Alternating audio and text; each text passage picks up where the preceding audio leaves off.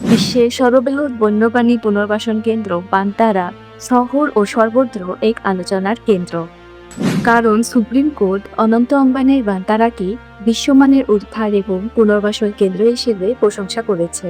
সম্প্রতি বান্তারার উপর কিছু অভিযোগের পর সুপ্রিম কোর্টের 3জন সিনিয়র বিচারক সহ বিশেষ তদন্ত দল 3 দিনের জন্য বান্তারা পরিদর্শন করে এবং হাতি, সিংহ, অ্যালিগেটর, সাপ এবং বন্য ম্যাকাও সহ 2000 প্রজাতির পাখি এবং প্রাণীর চিকিৎসা তদন্ত করে।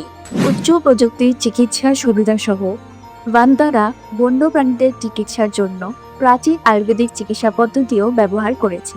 অনন্ত আম্বানি বন্যপ্রাণীদের জন্য যে ধরনের সুযোগ সুবিধা তৈরি করেছে এবং 3500 একর জুড়ে বিস্তৃত সবুজ ভূমি তৈরি করেছেন তা বিশ্লেষণ করে আমাদের সুপ্রিম কোর্টের বিচারকরা খুবই খুশি হয়েছে এবং বান্তারার বিরুদ্ধে করা সমস্ত অভিযোগ খারিজ করা হয়েছে এবং আদালত কিছু উন্নয়ন বিরোধী দলদেরকে বিশেষভাবে পরামর্শ দিয়েছে যে আমাদের দেশে কিছু অন্তত ভালো ঘটনা ঘটুক।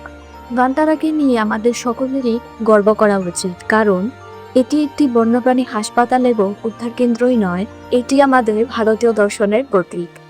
বসুধৈব কুটুম্বকম। এই বিষয়ে আপনাদের কোনো বক্তব্য থাকলে আপনারা কমেন্ট বক্সে জানাবেন। ধন্যবাদ।